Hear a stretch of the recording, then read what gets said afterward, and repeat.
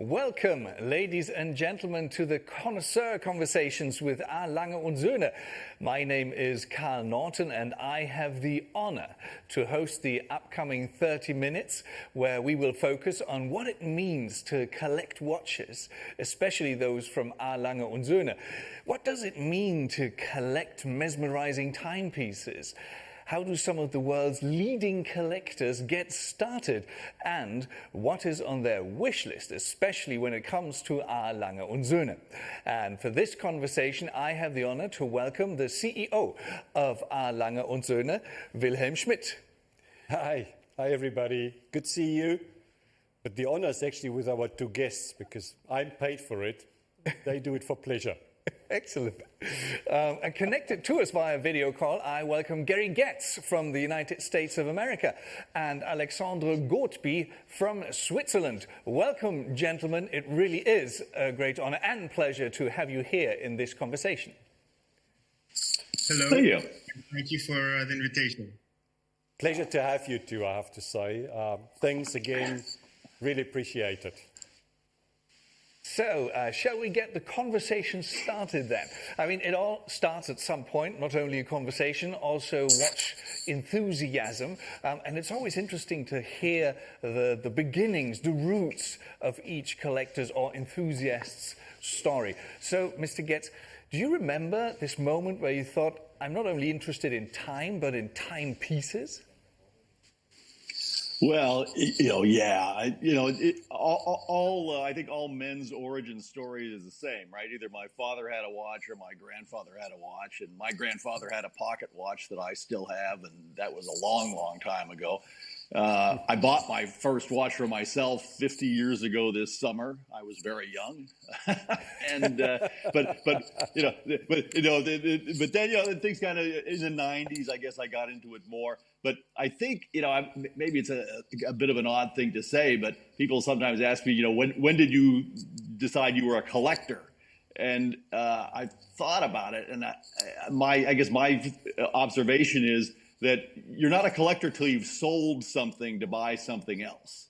And Alex, I'm sure as an auctioneer, you'll be happy to hear that. But it's, it was the moment where I said, well, I've got some watches. I like the watches, but now I'm going to make a list of pieces that I really want to have, and I'm going to save up, and maybe I'll sell 2 or 3 pieces to buy one nicer one. And, you start putting some structure to things. And that was maybe, 2005-ish, and that was around the time I discovered Lange and some of the independent makers, and really started accumulating some pieces that I still have today. Right. And you are a regular columnist for Quill and Pad, obviously reviewing watches, sharing your passion. And just in preparation for this interview, I read an article where you showed your collection of, as you just said, timepieces that are made by very distinct watchmakers. You commissioned 6 and for yourselves and your friends, and he made them especially for you. Is that something that nowadays would define you as an enthusiast, to really look for the specialties? Well, and I'd say yes, that's certainly part of it. I think not everybody as an enthusiast migrates to that kind of highly specialized watchmaking. But many do, and I think when you ask my friends and me and other folks we know, you say what kind of watches do you like? Quite often they'll say, well, Independence and Lange, and because Lange, I think, is of all of the brands the one that has the most of that spirit of specialty making, interesting complications, small volumes. Real devotion to quality. The commission that we did of the 6 watches that Herr Schmid certainly knows about, that was an interesting process because I think the watches were delivered 2.5 years after the initial target date, and there were all sorts of delays and the kind of thing that Lange would never permit, I would hope. But it's part of the journey. It's part of the journey. He says it so nicely. It's almost a compliment that he's been waiting forever and a day. Is that something that you get a lot from collectors, that they say, well, I collect this and that and Lange? I believe, and I like that, I loved as the indies started to be represented at Watches and Wonders in Geneva, because that is where we feel at ease. I can discuss hours with Max and people like them, because I think that is then not a competitive talk anymore. It is a talk amongst like-minded people. Right. And there is no envy. They can appreciate what we do, and we can appreciate what they do. So it's almost like a little paradise, because we all compete, but we also don't compete. We respect each other. And I think a bit of that is what Gary wanted to express if you ask collectors, at least those that are into speciality. I think there are many different types of collector, and there is no right or wrong. Right? It's just the way you structure it. And I believe, because we are so relatively unknown, which is something we share with probably most of the independents, because they are probably even less unknown, right, or less well known than us. It deserves a certain knowledge and also the devotion to be knowledgeable, to then appreciate what we do. It's not an instantaneously buy or an impulse buy, right, because that really happens. Is that how you see it, Gary, as well? Oh yeah, the funny thing for me at this point is, I do see, I see a watch, it's like, wow, that's really something.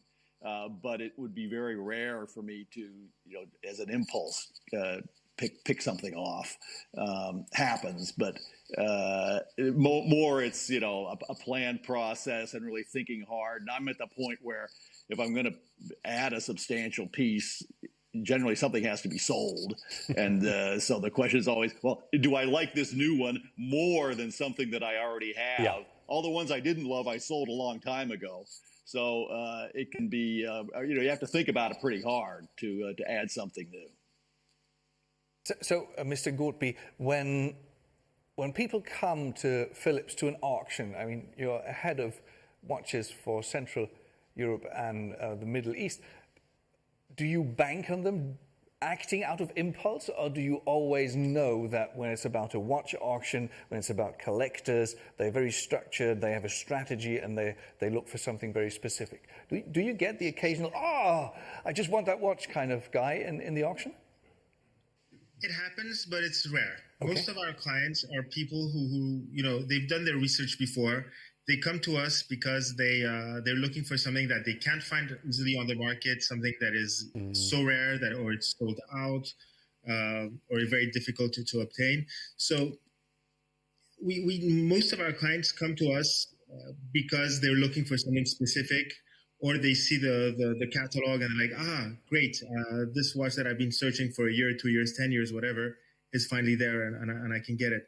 But sometimes we do have clients, collectors, who, caught in the midst of their bidding frenzy, and who maybe have not won a few bids, a few watches, decide that they need to spend their money, and they go on a watch that they didn't know before, that they discovered in the catalog. They said, okay, this is definitely a watch I need and I want for my collection. Right. So sometimes we have some discoveries like that. Okay, but you do actually lead some kind of a double life, right? I mean, you're auctioning watches, but at the same time, you yourself are a collector or an enthusiast. Is it hard to tell the two apart when you're auctioning off watches? Does your heart beat with every watch that you show? Listen, I'm like a kid in a candy store every day. I used to have a whole different life before joining the watch world, and I joined watches out of passion. And believe me, every morning I am so happy to come to the office. I don't know how many people can say that, but I am just delighted to wake up and come to the office and look at watches, touch watches, talk watches with collectors and meet other collectors. I mean, basically, my job is something I would have done for free anyway. But don't tell my boss that. No. This is strictly exclusive because we're sitting here with people who also would work for free if they were asked. No, I'm just kidding. But I mean, you must have the same feeling. I mean, whenever I speak with you, when we're off camera, it's the passion, the enthusiasm. I'm a little bit like you, Alexandre. You know, I'm a very happy and privileged person because I have two passions in my life: cars and watches, and I work in both industries. And I come with a smile to work in the morning, and I go to bed, and I know it's been a great day because I spend it on something that I really like and love, and with people that share that passion. Because if you come to us, you will see that's all about watches. They think, drink, talk, watches, and that's what we are about. If you come to Lange Söhne, and that's sort of the common denominator that goes through the company. Right. And it doesn't stop with watchmakers, to make that point clear. If I go into the accounting department, you will feel exactly the same passion for what we do. Right. Which makes it a good place to be. Absolutely. Even in these times, I just heard that you take turns to be there and to actually show that you're there for the watchmakers, although you might not even be able to interact with them. I can't actually. Can you believe it? I haven't been to the factory since last year, July.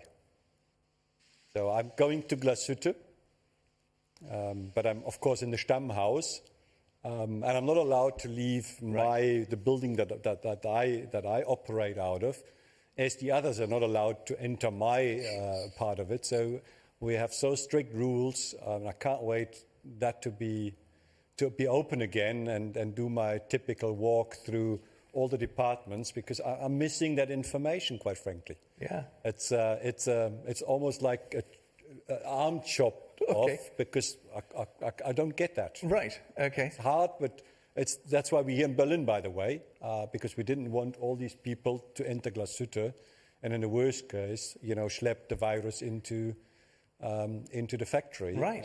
Because we can't afford it now. Yeah, and also, I mean, you're lucky that not only you, but the company has been around for quite a while, so people already are in possession of watches.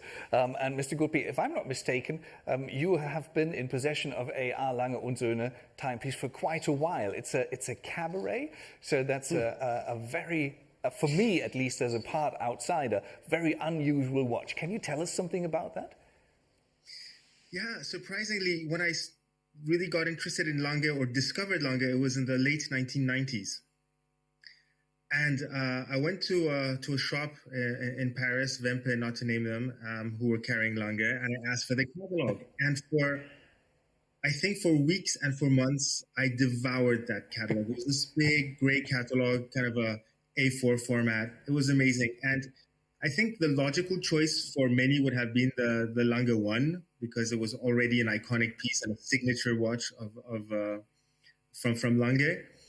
But I found the Cabaret absolutely delightful for obviously the design, which was very unusual, but the movement, and this is something so specific to Lange, is the movement was a rectangular movement that fit exactly into the case.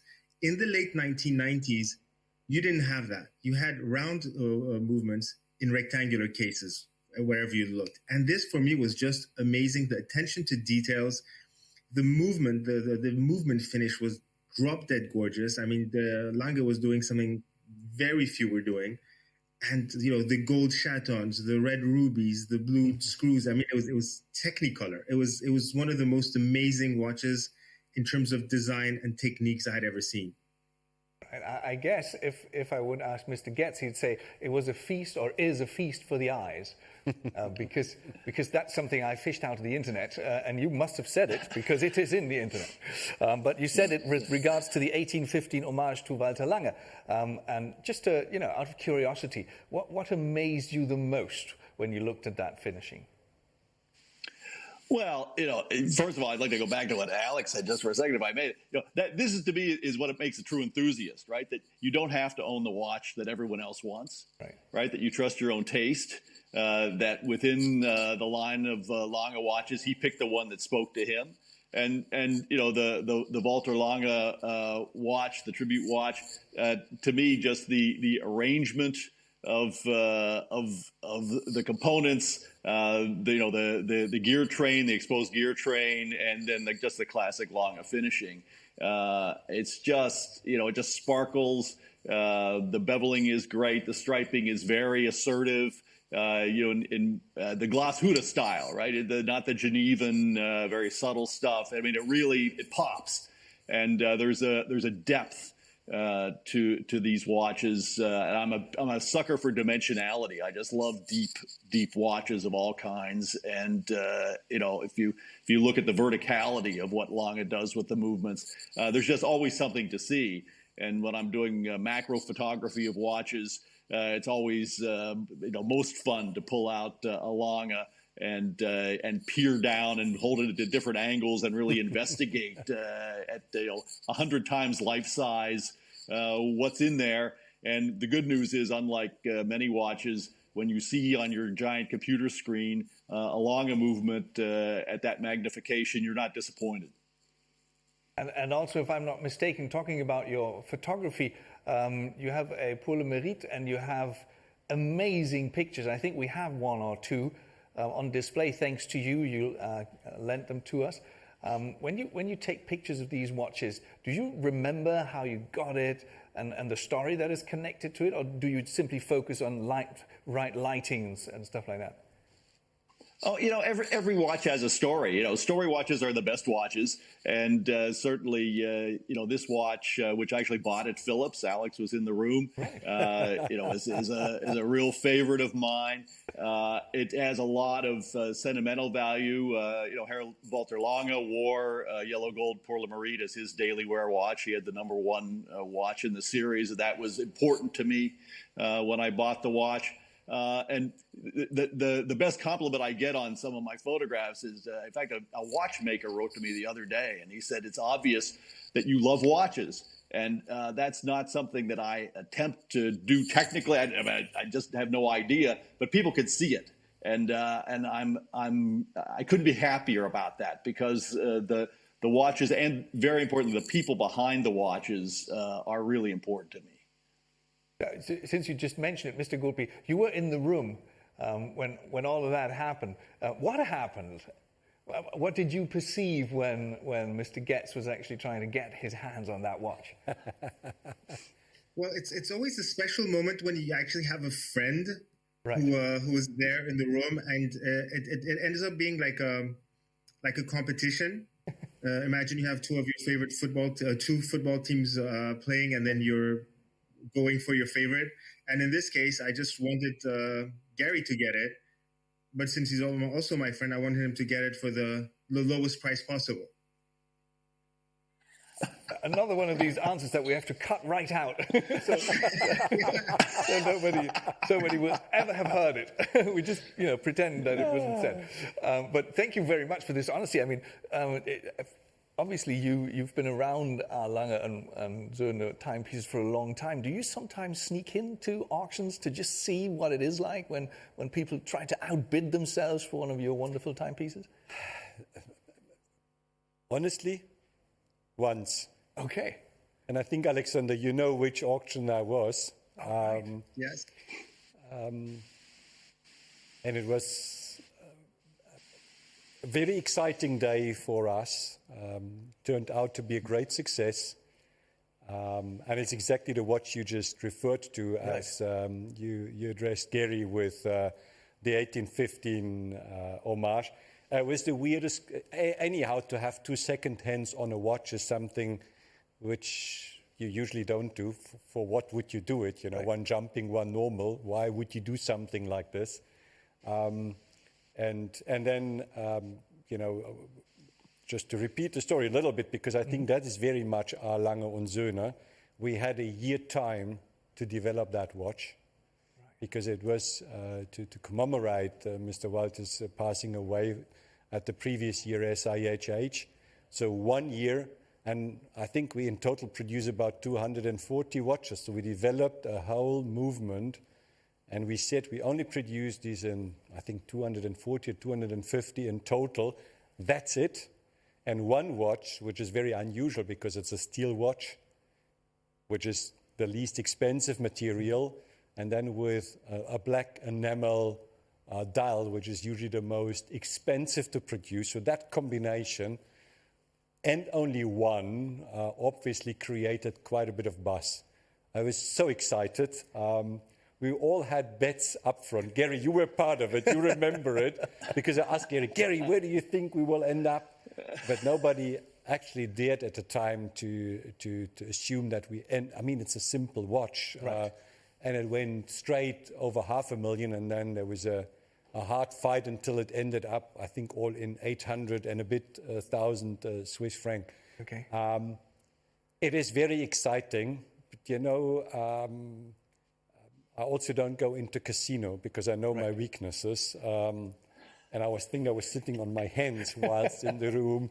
So I'll end up with, as one of these customers that you referred to, Alexandre, I want this, I can't get this, so I go for this, I can't get this. So I will end up in having bought a watch. So I better don't go there. Okay, I get it. Okay, so the safest place to prohibit that from happening is to go to Glashütte. Absolutely, and I love our watches and I buy them regularly. So I rather spend my money on, where my mouth is. Right. And actually, Mr. Ghotbi, if I'm not mistaken, you were there as well. You took a trip, one of these collector trips, if I'm not mistaken, in 2001. What did that feel like? I mean, you knew the watches, you knew Mr. Schmid, and maybe other collectors, and you talked about Lange Söhne, and then suddenly you are there. Can you take us with you on that journey very swiftly? This was actually my very first time visiting not only Lange, but any watch manufacturer. This is close to 20 years ago.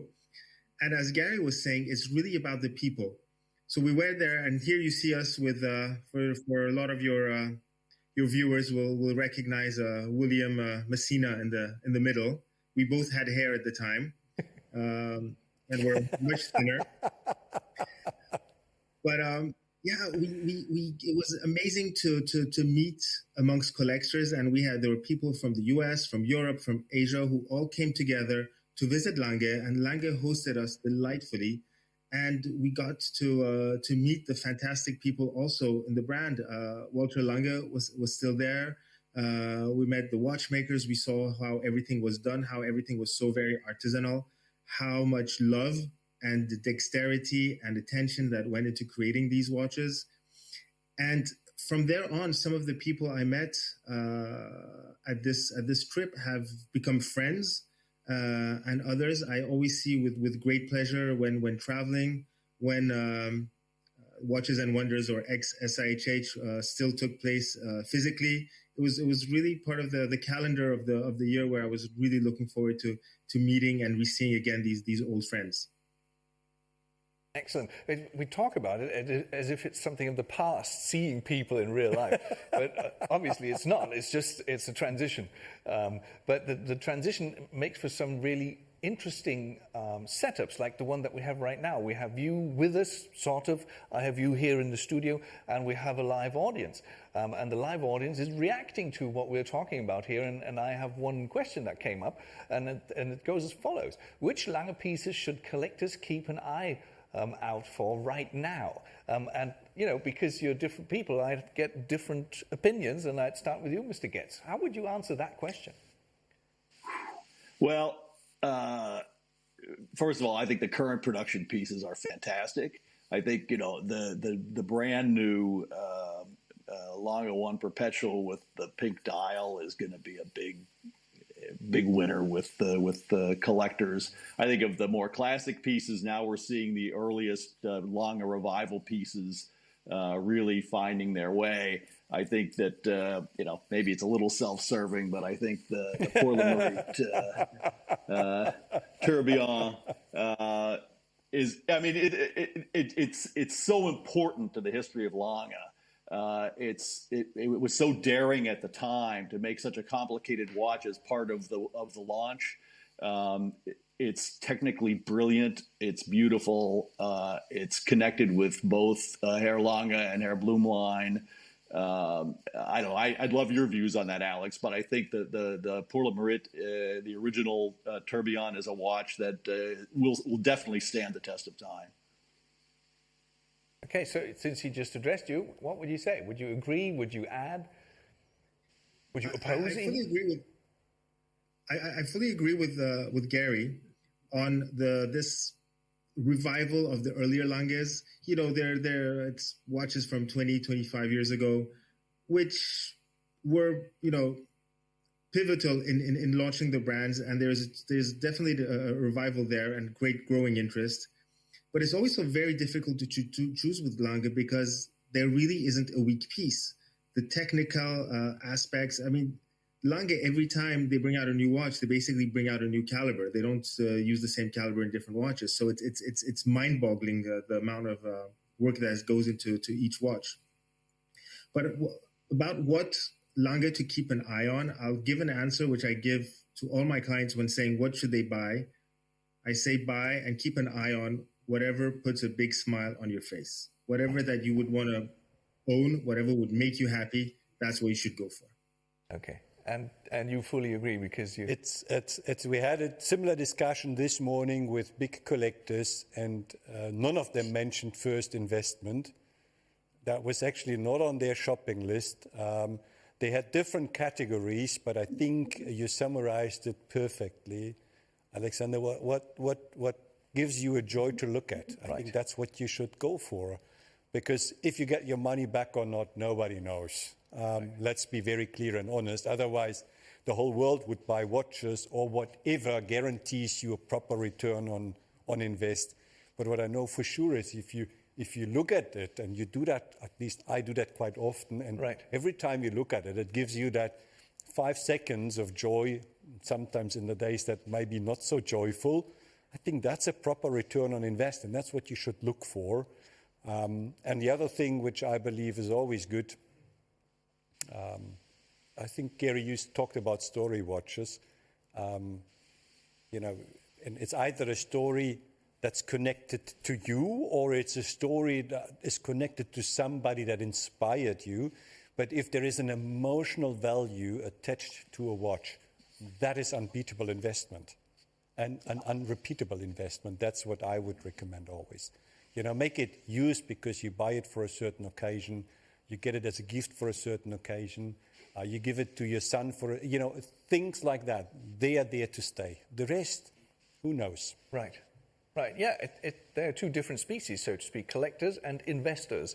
And you can't mix them. This is at least what transpires today after we had these two talks. It's, you know, I think it's fair to say that something that is rare and made out of precious metal and, you know, produced by limited resources probably will maintain value. But we also all know that if you're desperate to sell something, you usually don't get the best price. And the liquidity of anything not shares and money is limited. And what I like also, because people tend to forget that if we talk about vintage watches from Lange Söhne, they can be maximum 26 years old. Which is interesting because, you know, we refer to vintage watches, usually watches built in the 60s and the 70s and the 80s. You know, if we talk about Paul Newman and all that, that happened a long, long time ago. That is, we didn't, you know, we were behind the Iron Curtain in those days. We didn't produce watches, at least not with Lange Söhne of the quality. So that's a different story, and I see that gaining ground quite a bit. I mean, if you were lucky, you know, we say that, and I didn't have the money, I wasn't lucky. But as 94, the Lange 1 was launched, I so much admired the watch, but it was so far out of what I could finance. I didn't have the money, and that would have been a great investment. You know, one of these 94, 95 watches, that would have been, you know, a watch to enjoy for a life, and then you sell it and sort of multiply your original money by 4 or 5. That's what I could call a great investment. And you enjoyed it every day. That would have been the best. But again, you know, hindsight is a very specific science. I'm not good in it. Excellent. So buy what you want and what you like. Yeah, and timing is something that I'm really terrible at, and which is not good to have at Watches and Wonders, because our time is up, and that is really awful, because we just started to have this conversation. So maybe just one last question to the three of you, so we round off this wonderful connoisseur conversation. Let's make this wish list time. So because it's about the next thing that you'd like to add to your collection. Alexandre, Mr. Ghotbi, if you had a wish that you could email Mr. Schmid about a future timepiece from our Lange Söhne, how would that sound? What would be in that mail? Well, my grail Lange is the steel polymeric tourbillon, the unique piece.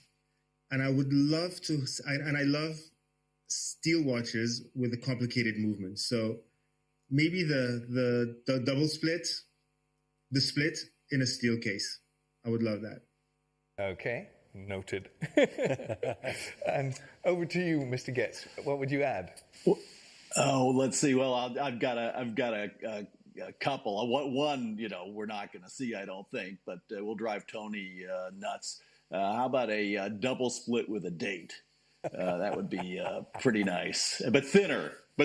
Yeah, and on two hands. And then, yeah, exactly. And then I'm hopeful that we're going to see additional watches in the Odysseus line, and an Odysseus chronograph would be lovely. But I think the trick is not just to put a datograph in an Odysseus case. So, but I think in terms of a really great, daily wearer, that would be wonderful too.